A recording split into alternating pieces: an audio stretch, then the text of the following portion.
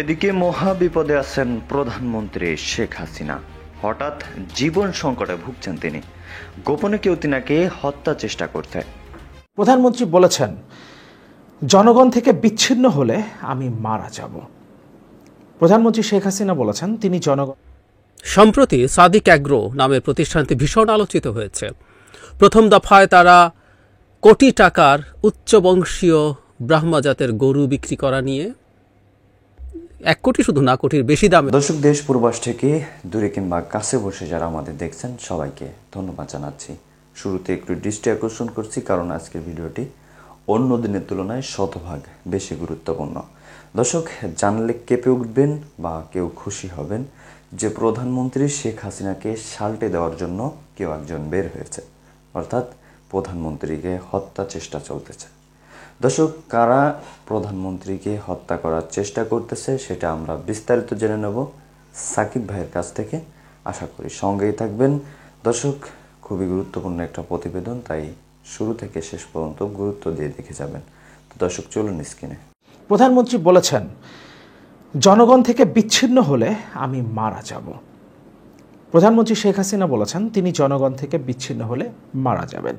কাজে তিনি যেন জনবিচ্ছিন্ন হয়ে না পড়েন সেদিকে লক্ষ্য রাখার জন্য স্পেশাল সিকিউরিটি ফোর্স SSF যারা তার নিরাপত্তায় নিয়োজিত সেই সদস্যদের প্রতি আহ্বান জানান। তিনি বলেন, জনগণ থেকে বিচ্ছিন্ন হলে কিন্তু আমাকে আর গুলি বোমা লাগবে না, এমনিতেই শেষ হয়ে যাব। কাজেই এরাই আমার প্রাণশক্তি, এটুকু মনে রাখতে হবে। শেখ হাসিনা বলেন, একটি বিষয় আমি নিশ্চয়ই বলবো, আমরা রাজনীতি করি, আমার আর কোনো শক্তি নেই, শক্তি একমাত্র জনগণ, সেই জনগণের শক্তি নিয়েই আমি চলি। তিনি বলেন, কাজেই জনবিচ্ছিন্ন যাতে না হয়ে যাই। আমি জানি এটা কঠিন দায়িত্ব, তারপরও এই দিকেও নজর রাখতে হবে যে এই মানুষগুলোর জন্যই তো রাজনীতি করি, মানুষদের নিয়েই তো পথ চলা, আর যাদেরকে নিয়েই দেশের মানুষের কাজ করি তাদের থেকে যেন কোনো মতে বিচ্ছিন্ন হয়ে না যাই। সরকার প্রধান বলেন, মানুষের থেকে বিচ্ছিন্ন হলে কিন্তু আমাকে আর গুলি বোমা লাগবে না, এমনিতেই শেষ হয়ে যাব। শেখ হাসিনা বলেন, এটা সবসময়ই SSF-এর সদস্যদের তিনি বলেন এবং মাঝে মধ্যে রাগও করেন। কাজেই এই বিষয়গুলো একটু সংবেদনশীলতার সঙ্গে দেখা দরকার, কারণ তিনি যখন সরকারে ছিলেন না, এই দেশের মানুষ এবং দলীয় লোক তারাই তার পাশে ছিল বলেও তিনি উল্লেখ করেন। তিনি এই সময় এক দরিদ্র রিকশাওয়ালার উপার্জনের সামান্য জমানো অর্থে তাদের 2 বোনের ঢাকায় যেহেতু কোনো বাড়ি নেই এবং ধানমন্ডির বাড়িটিও তারা দান করেছেন, সেজন্য তার নামে একটি জমি কেনার এবং তার কাছে হস্তান্তর করতে চাওয়ার একটি ঘটনার উল্লেখ করেন। প্রধানমন্ত্রী শেখ হাসিনা এবং তার বোন শেখ রেহানার যেহেতু সহায় সম্বল নেই, যেহেতু তাদের ঢাকায় কোনো বাড়ি নেই, এই কারণে একজন রিকশাওয়ালা তাদেরকে একটা বাড়ি কিনে দিতে চেয়েছিলেন, সেই ঘটনাটার কথা তিনি এখানে উল্লেখ করেছেন। প্রধানমন্ত্রী বলেন, অনেকবার তাকে নিষেধ করা সত্ত্বেও সে শোনে নাই। সেই রিকশাওয়ালার মৃত্যুর পর তার স্ত্রী সেই দলিলটা তার কাছে হস্তান্তর করতে চাইলে তিনি নিজে সেখানে গিয়ে তাদের বাড়ি তৈরি করে তার স্ত্রীর হাতে দলিল দিয়ে বলেন, এটা মনে করবেন আমারই বাড়ি, এখন আপনারা থাকবেন। অন্যদিকে জিয়াউর রহমানের মৃত্যুর পর খালেদা জিয়ার জন্য 2টি বাড়ি, গাড়ি, ক্যাশ টাকা অনেক কিছুই রেখে যান। কিন্তু আমি প্রধানমন্ত্রীর মুখেই অনেকবার বলতে শুনেছি, জিয়াউর রহমান মারা যাবার সময় শুধুমাত্র একটা ভাঙা সুটকেস রেখে গিয়েছিলেন, তারা আজকে এত টাকার মালিক কিভাবে হলো, তার ছেলে আজকে এত টাকার মালিক কিভাবে হলো, এ কথাগুলো আমি প্রধানমন্ত্রীকেই বলতে শুনেছি। কিন্তু আজকে হঠাৎ করেই তিনি জিয়াউর রহমানের 2টো বাড়ি, গাড়ি এবং ক্যাশ টাকার খোঁজ পেয়ে গেছেন।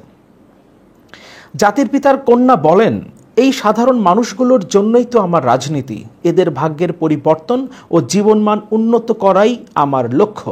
তাই এই সব মানুষগুলোর কাছ থেকে আমি বিচ্ছিন্ন হতে পারি না, কারণ এরাই আমার চলার সব শক্তি যোগায়। এটা সকলকে মনে রাখার জন্য আমি অনুরোধ করছি। তিনি বলেন, আল্লাহ আমাকে হয়তো একটা কাজ দিয়ে পাঠিয়েছেন, ততক্ষণ আমি বেঁচে থাকব। কথাটা কেমন যেন নরেন্দ্র মোদীর মতো। নরেন্দ্র মোদী এবার ভারতের নির্বাচনের আগে ঠিক একই ধরনের কথা বলেছিলেন। তাকে বিশেষ একটা দায়িত্ব দিয়ে ঈশ্বর তাকে পাঠিয়েছেন এবং তিনি কোনো বায়োলজিক্যাল মানুষ না, তাকে বিশেষ দায়িত্ব দিয়ে পাঠানো হয়েছে। এই কারণে তাকে ক্ষমতায় থাকতে হবে, যে কোনোভাবেই ক্ষমতায় থাকতে হবে। আমাদের প্রধানমন্ত্রীও ভারতের প্রধানমন্ত্রী নরেন্দ্র মোদীর মতো একই কথা বলেছেন, তাকে বিশেষ দায়িত্ব দিয়ে, বিশেষ একটা কাজ দিয়ে পাঠানো হয়েছে এবং আল্লাহ তাকে পাঠিয়েছেন এবং সে কয়দিনই তিনি বেঁচে থাকবেন। কিন্তু আমার সঙ্গে যারা কাজ করে এবং যারা আমার নিরাপত্তায় নিয়োজিত তাদের জন্য আমি চিন্তায় থাকি, কারণ যতবার আমার উপর আক্রমণ হয়েছে প্রতিবারই আমার কিছু না কিছু নেতাকর্মীকে জীবন দিতে হয়েছে। তারা মানববর্ম রচনা করে আমাকে গ্রেনেড হামলা থেকে রক্ষা করেছেন। কাজেই এসএসএফ যেহেতু আমার সবচেয়ে কাছে থাকে, আমি সবসময় তাদের নিয়ে চিন্তিত। এসএসএফের জন্য যা যা করণীয় তার সরকার করবে উল্লেখ করে তিনি বলেন। 96 সালে সরকারে আসার পরই তিনি তাদের তেজগাঁওয়ে শুটিং প্র্যাকটিসের জায়গা করে দেন। সেটা এখন আরও আধুনিক হয়েছে, উন্নত মানের হয়েছে।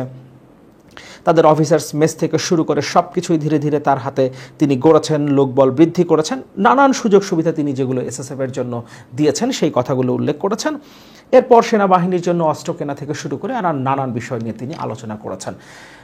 আর বক্তব্যটা দীর্ঘ করছি না। প্রধানমন্ত্রীর এই বক্তব্যের যে অংশটা নিয়ে আসলে আজকে কথা বলতে চাই এবং আপনাদের মতামত চাই, সেটা হলো প্রধানমন্ত্রী বলেছেন জনগণ থেকে তিনি বিচ্ছিন্ন হতে চান না, জনগণের জন্যই তিনি রাজনীতি করেন। কিন্তু 2014 সালের পর থেকে টানা 3 বার জনগণের ভোট ছাড়া তিনি ক্ষমতায় আছেন এবং টানা 3 বার নিজেকে প্রধানমন্ত্রী ঘোষণা করেছেন। জনগণের ভোটের দরকার হয় নাই তার সরকার গঠন করতে কিংবা প্রধানমন্ত্রী হবার জন্য। এবং জিনিসপত্রের দাম যেখানে চলে গেছে, নিম্নবিত্ত তো বটেই, মধ্যবিত্তের নাগালের মধ্যে আছে কিনা সেটা আমরা যারা নিম্নবিত্ত যারা মধ্যবিত্ত তারাই জানি। প্রধানমন্ত্রী জানবার কথা না। অবশ্য প্রধানমন্ত্রীও তো হতদরিদ্র, কারণ তার ঘর বাড়ি নাই, তার বোনেরও কোনো ঘর বাড়ি নাই। একজন রিক্সাওয়ালার উপার্জনের টাকায় তিনি আপাতত একটা বাড়ি পেয়েছেন, যে বাড়িটাতে তিনি এখন আবার ওই রিক্সাওয়ালা পরিবারকেই থাকতে দিয়েছেন। এছাড়া তো প্রধানমন্ত্রীর আর কোনো ঘর বাড়ি নাই, সহায় সম্বল নাই। সুতরাং তিনিও তো নিম্নবিত্ত, তার তো বোঝার কথা 400 টাকা কেজি যদি কাঁচামরিচ কিনতে হয় তাহলে তার ঝালটা আসলে কেমন লাগে। পেঁয়াজ যখন 300 টাকা কেজি কিনতে হয় তখন তার ঝাঁজটা কতটা বাড়ে, এটা তো প্রধানমন্ত্রীর বোঝার কথা। প্রধানমন্ত্রী যদি জনগণের জন্যই রাজনীতি করবেন, জনগণ থেকে বিচ্ছিন্ন হতে না চাইবেন, তাহলে 2014 সালের পর থেকে তিনি কেন জনগণ থেকে বিচ্ছিন্ন হয়ে জনগণের ভোট ছাড়া, জনগণের ম্যান্ডেট ছাড়া জোর করে ক্ষমতা দখল করেছেন? প্রধানমন্ত্রীর এই বক্তব্য নিয়ে আমি আসলে আর খুব বেশি কথা বলতে চাই না, কারণ যেহেতু আপনাদের মতামত চাই। প্রধানমন্ত্রী ভারতে গিয়েছিলেন, আমি প্রাসঙ্গিকভাবেই এই বিষয়টা নিয়ে একটু কথা বলেই শেষ করব। ভারতে তিনি যে চুক্তিগুলো করেছেন, অ্যাকচুয়ালি এগুলো সমঝোতার স্মারক, যেগুলো স্বাক্ষর করেছেন। রেল সংযোগের কথা বলেছেন, এরপর তিনি তিস্তার পানি বন্টন চুক্তির জায়গায় তিস্তা মহাপরিকল্পনা নিয়ে কথা বলেছেন। যদিও আমাদের যে বিষয়গুলো নিয়ে কনসার্নটা বেশি থাকে সে বিষয়গুলো নিয়ে তিনি কোনো কথা বলেননি, যেমন তিস্তার পানি বন্টন নিয়ে তিনি সেখানে কোনো কথা বলেননি এবং সেটা তিনি স্বীকার করেছেন সংবাদ সম্মেলনে। এমনকি সেখানে সীমান্ত হত্যা নিয়েও কোনো আলোচনা হয়নি, কারণ এগুলো ভারত সরকার পছন্দ করে না। ভারত সরকার যেগুলো পছন্দ করে সেগুলো নিয়ে সেখানে তিনি কথা বলেছেন এবং জনগণকে তিনি সেখানেও একটা ধোঁকা দিয়েছেন। সফরের পর সংবাদ সম্মেলনে প্রধানমন্ত্রী বলেছেন ইউরোপের দেশগুলোতে তো এক দেশ থেকে আরেক জায়গায় যাবার জন্য সেখানে কোনো বর্ডার নাই, সেখানে কোনো বর্ডার ক্রস করে যেতে হয় না, সেখানে কোনো ভিসা লাগে না। তিনি এটাকে বাংলাদেশ ভারত বর্ডারের সাথে তুলনা করেছেন, অথচ বাংলাদেশ থেকে ভারতে যেতে, ইনফ্যাক্ট ভারত থেকে বাংলাদেশে আসতেও ভিসার দরকার পড়ে এবং আপনি যদি আপনার ব্যক্তিগত গাড়ি নিয়ে ভারতে যেতে চান তাহলে সেটা আপনি পারবেন না। এমনকি বাংলাদেশ এবং ভারতের বর্ডারে কাঁটাতারের বেড়া আছে, যেটা ইউরোপের কোনো দেশে নাই। এমনকি প্রধানমন্ত্রী বলেছেন যে অঞ্চল দিয়ে এই রেল সংযোগটা যাবে সেই অঞ্চলের মানুষের ব্যবসা বাণিজ্য সম্প্রসারিত হবে, যোগাযোগ ব্যবস্থা সম্প্রসারিত হবে, অথচ ভারতেরই এক প্রান্ত থেকে আরেক প্রান্তে রেল সংযোগ দেওয়া হচ্ছে। এটাকে অ্যাকচুয়ালি করিডোর হিসেবে ভারত ব্যবহার করবে। হ্যাঁ, যদি চীনের সাথে দোকলামের মতো কোনো পরিস্থিতি তার তৈরি হয় তাহলে এটা মূলত এই রেল সংযোগটা মূলত ভারত করছেই শিলিগুড়ি করিডোরে প্রয়োজনের সময় বিশেষ পরিস্থিতিতে সেনাবাহিনী এবং সেনা সরঞ্জাম পাঠানোর জন্য। সুতরাং এই পরিস্থিতি যদি তৈরি হয় তখন চীন বাংলাদেশের অভ্যন্তরে ভারতের বিরুদ্ধে যুদ্ধের নামে সে বাংলাদেশের অভ্যন্তরে আক্রমণ করতে পারবে, সেই সুযোগটা তৈরি করা হয়েছে। কিন্তু এখানে বাংলাদেশের জনগণের জন্য ব্যবসা সম্প্রসারণ কিংবা যোগাযোগের কোনো ব্যাপার তো নাই, কারণ ভারতের এক প্রান্ত থেকে আরেক প্রান্তে রেল যাবে, মাঝখানে কোথাও দাঁড়াবে না, মাঝখানে কোথাও থামবে না। বরং বাংলাদেশের ভেতর দিয়ে যখন ভারতের রেল চলবে তখন বাংলাদেশের ট্রেনগুলোকে দাঁড়িয়ে থাকতে হবে, কারণ বাংলাদেশের ট্রেনগুলোর তো স্টপেজ আছে, কিন্তু ভারতের ট্রেনের তো কোনো স্টপেজ থাকবে না। তারা যেহেতু বাংলাদেশের অভ্যন্তরে কোথাও দাঁড়াবেই না, তাহলে এখানে যোগাযোগ কিভাবে সম্প্রসারিত হবে, ব্যবসা বাণিজ্য কিভাবে সম্প্রসারিত হবে, এটা একমাত্র প্রধানমন্ত্রী বলতে পারবেন। সুতরাং প্রধানমন্ত্রী নানা ধরনের কথাবার্তা বলেন, তবে আজকে তিনি তার এই বক্তব্যে যে হৃদয় স্পর্শী কথাবার্তা বলেছেন, জনগণ থেকে বিচ্ছিন্ন হতে তিনি চান না, জনগণ থেকে বিচ্ছিন্ন হলেই তিনি মারা যাবেন, তাহলে 2014 সালের পর থেকে এতগুলো বছর ধরে জনবিচ্ছিন্ন হয়ে প্রধানমন্ত্রী কিভাবে বেঁচে আছেন সেটা নিয়েই আসলে আমার প্রশ্ন। প্রধানমন্ত্রী সবসময় বলেন না এটা নিয়েই আমার প্রশ্ন, ওটাই আমার প্রশ্ন, সেটাই আমার প্রশ্ন। আজকে আমার প্রধানমন্ত্রীর কাছে প্রশ্ন, প্রধানমন্ত্রী এত কষ্ট নিয়ে, যেহেতু জনবিচ্ছিন্ন হওয়াটা তার জন্য হৃদয় বিদরক একটা বিষয়, এতটা কষ্টের একটা বিষয়, এতটা কষ্ট নিয়ে প্রধানমন্ত্রী বেঁচে আছেন কিভাবে? এবং প্রধানমন্ত্রী নিজে যেহেতু বলেছেন জনগণ থেকে বিচ্ছিন্ন হলে তিনি বাঁচবেন না, তিনি মারা যাবেন, কোনো গুলি বোমার প্রয়োজন হবে না, তাহলে এতগুলো বছর 2014 সালের পর থেকে তিনি কিভাবে বেঁচে আছেন? আপনাদের মতামতগুলো নিশ্চয়ই কমেন্টে জানাবেন। সম্প্রতি সাদিক অ্যাগ্রো নামের প্রতিষ্ঠানটি ভীষণ আলোচিত হয়েছে। প্রথম দফায় তারা কোটি টাকার উচ্চবংশীয় ব্রাহ্মা জাতের গরু বিক্রি করা নিয়ে, 1 কোটি শুধু না, কোটির বেশি দামেরও ছিল, 2টো গরু এবং উচ্চবংশীয় আমরা অনেক আলোচনা করেছি, ট্রোল করেছি। 100 বছরের বেশি পেডিগ্রি আছে, আমাদেরকে নতুন করে জানানো হলো যে এটার একটা কোড আছে, সেটা দিয়ে ইন্টারনেট থেকে can get all the information ইত্যাদি ইত্যাদি বলে ভীষণ আলোচিত হলেন। তারপর আসলে আলোচনায় আসলো সাদিক অ্যাগ্রো সেই ছাগল কাণ্ড। মানে এই প্রতিষ্ঠানটা কি সহি প্রতিষ্ঠান?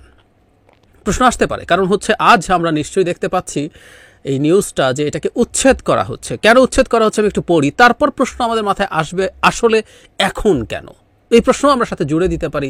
তবে কি ছাগল কাণ্ড নিয়েই তাদের এই পরিণতি হলো?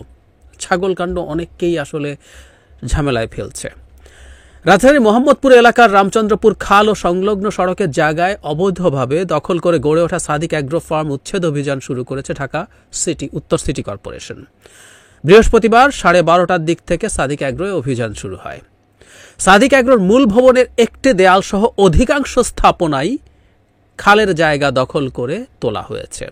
ঢাকা সিটি কর্পোরেশনের উত্তর সিটি কর্পোরেশনের অঞ্চল 5-এর নির্বাহী কর্মকর্তা ও নির্বাহী ম্যাজিস্ট্রেট মোতাব্বির আহমেদ টিবিএসকে বলেন, আমরা সকালে এখানে অভিযানে আসলে সাদিক অ্যাগ্রো থেকে দাবি করা হয় ভবনটির বৈধ কাগজপত্র আছে।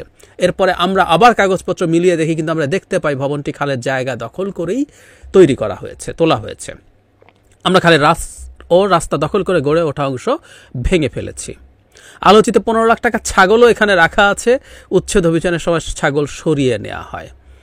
এখানে নাকি আগে চিঠি দেয়া হয়েছিল, তারা এগুলো পাত্তা দেয় নাই, পাত্তা না দিয়ে চালিয়ে গেছে। তো আমরা ধরে নিলাম চিঠি দেওয়া হয়েছে, কিন্তু সাদিক অ্যাগ্রো পাত্তা দেয়নি। ওনারও হ্যাডাম আছে, হ্যাডাম আসলে আছে, তার একটা প্রমাণ বলি। উনি যে ব্রাহ্মা জাতের গরু বিক্রি করছেন ঢাকঢোল পিটিয়ে, বাংলাদেশে এই গরুটা আমদানি নিষিদ্ধ, একদম সোজা সাপটা কথা, আমদানি নিষিদ্ধ। কিন্তু উনি আনছেন, আগেও এনেছেন, এবার আনছেন এবং বড় গলায় সেটা বিক্রি করছেন। মানে ব্রাহ্মা জাতের গরু নিয়ে যেটা হয়েছে, সরকার দেখেছে যে এই গরুটা আসলে মূলত অনেক সুবিধা আছে, কিন্তু এটা একেবারে মাংস সেন্ট্রিক গরু, এবং এটা যদি করতে থাকে ক্রমাগত বাংলাদেশে ব্রাহ্মা জাতের যে গাভীগুলো হয় সেগুলো দুধের পরিমাণ তার সাইজের তুলনায় অনেক কম হয়, ফলে আমরা মাংস অনেক বেশি উৎপাদন করতে গিয়ে দুধ কম পাবো, এরকম একটা ঝুঁকির কথা মাথায় রেখে সরকারও একসময় চিন্তা করেছিল, কিন্তু পরে সরকার সরে আসে। তো ওনারা এইগুলো বিক্রি করছেন ঢাকঢোল পিটিয়ে। শুধু সেটা না, তার বিরুদ্ধে গরু চোরা কারবারের সাথে জড়িত হওয়ার অভিযোগ নিয়েও রিপোর্ট পত্রিকায় এসছে। তারপরও উনি আসলে বিরাট হ্যাডাম নিয়ে ওনার আছে, সেটা গায়ের জন্য উনি এগুলো করে যাচ্ছেন। আমরা বুঝতে পারি যে এগুলো আপনি দখল যখন করেন, এগুলো দখল ছিল, কোনো সন্দেহ নাই, বাংলাদেশে এই ধরনের মানুষজন এগুলো করে এবং তার সেই জায়গাটা ছিল, তিনি সেটা রক্ষা করতে পেরেছেন। সিটি কর্পোরেশন বলছে দীর্ঘদিন থেকে তারা নাকি নোটিশও দিয়েছে, উপেক্ষা করেই নাকি তারা এখানে বসেছিল। সো উপেক্ষা করে বসে থাকার মতো ক্ষমতা তার ছিল, আছে। তারা সম্প্রতি কি হলো? এই ভদ্রলোক যেটা করলেন যে এই কোরবানিকে টার্গেট করে তার ফার্মকে ব্র্যান্ডিং করতে চেয়েছেন। যে কোনো ওনার এটা করার চেষ্টা করতে পারেন। উনি কোটি টাকার গরু নিয়ে যে পরিমাণ আলোচিত হয়েছেন, যে পরিমাণ মিডিয়ায় তিনি আসতে পেরেছেন, সাদিক অ্যাগ্রো নামটা আমরা যতজন জানতে পেরেছি শুধুমাত্র এই ঘটনাগুলোর হাইপ তোলার কারণে। তারপর যেটা হলো, অনিবার্যভাবেই সে ছাগল কাণ্ড, সে ছাগল নিয়ে এনবিআর কর্মকর্তার ছেলে লাইভ করলেন। সেই ছাগল নিয়ে যখন তথ্য তার কাছে গেল, উনি ঝুঁকিতে পড়েছেন সম্ভবত এই কারণে, কারণ উনি প্রথম তথ্য দিয়েছিলেন যে এনবিআর কর্মকর্তা মতিউরের ছেলে ইফাত শুধু ছাগল না, এই ছাগলটা তো 12 লাখ টাকায় কেনা হয়েছে, আরও গরু সহ 50 লাখ টাকার বেশি, স্পেসিফিকলি বললে 52 লাখ টাকার কোরবানির পশু কিনেছেন সেখান থেকে। এটা উনি জানিয়েছেন, এবং শুধু সেটা না, উনি এটাও জানিয়েছেন আগের বছর 60 লাখ টাকার মতো কোরবানি দেওয়ার মতো পশু তার জায়গা থেকে গরু ছাগল মিলিয়ে কিনে নেওয়া হয়েছিল। সুতরাং আমরা ধারণা করতে পারি এটাই তার অপরাধ। মানে এরা অনেক অপরাধ করবেন, চোরা কারবারি করবেন, নিষিদ্ধ গরু বেচবেন, আমরা খুঁজলে আরও অনেক কিছু পাবো। রীতিমতো যেটা ভয়ঙ্কর অপরাধ সেটা হচ্ছে আপনি রাষ্ট্রীয় মানে সরকারি সম্পত্তি, খাল টাল রাস্তা টাস্তা দখল করে আপনি ফার্ম বানাবেন, এগুলো করবেন। এগুলোতে আপনার সমস্যা হচ্ছিল না, তাহলে আমরা ধরে নিতে পারি আপনার আসলে এখন সমস্যা এসে ঠেকেছে, কারণ আপনার দেওয়ার তথ্যের কারণে। উনি আসলে যে মতিউর সাহেবকে ডোবাতে চাইছিলেন ব্যাপারটা সেটা না। মতিউর সাহেবরা যত থাকে এই সাদিক অ্যাগ্রোর মতো প্রতিষ্ঠানদের তত সুবিধা হয়। ওনার একটা ইন্টারভিউতে দেখছিলাম উনি যিনি কোটি টাকার গরু কিনছেন বলছেন উনি খুব শৌখিন মানুষ। মানে আমরা কোরবানির সাথেও এখন শৌখিনতাকে জুড়ে দিতে চাইছি। অবশ্য সাদিক অ্যাগ্রোর মতো প্রতিষ্ঠানের জন্য সেটা ভালো। আপনি কোটি টাকা, 2 কোটি 5 কোটি টাকার গরু আনবেন, আরও উট টুটকি কি আনবেন, দুম্বা আনবেন, এগুলো যদি শৌখিন মানুষ যারা কোরবানিকে শৌখিনতা মনে করে, যারা কোরবানিকে একটা ধর্মীয় গুরুত্বপূর্ণ অনুশাসনের বাইরে শৌখিনতার পর্যায়ে নিয়ে যায়, এমন মানুষ যত বাড়বে তারা এসব কিনবে, ছাগল কিনবে 12 লাখ টাকায়, তাই তো ওনার জন্য সুবিধা। যাই হোক, উনি সেগুলো প্রমোট করছে। সুতরাং মতিউরের মতো লোকজন, এরকম চোর টাউট বাটপার সরকারের মধ্যে সরকারের বাইরে থেকে যে যত এইভাবে বড় লোক হবে, যাদের এসব ফুটানি দেখানোর সকল শৌখিনতা দেখানোর মানসিকতা থাকবে, তারা সাদিক অ্যাগ্রোর মতো প্রতিষ্ঠানের জন্য খুবই খুবই লোভনীয় কাস্টমার। সুতরাং মতিউর সাহেবকে উনি আসলে ডোবাতে চাইছিলেন, ব্যাপারটা তা হওয়ার কথা না। কিন্তু উনি যেহেতু ওনার ফার্মকে হাইপটা তৈরি করতে চেয়েছেন, মার্কেটিং করতে চেয়েছেন, উনি এই তথ্যগুলো দিলেন। এবং যেহেতু এই তথ্যগুলো অনেক বেশি এখন সামনে এসে পড়লো, এই এসে পড়ার কারণেই মতিউর সাহেবের অনেক বড় বিপদ হয়ে গেল।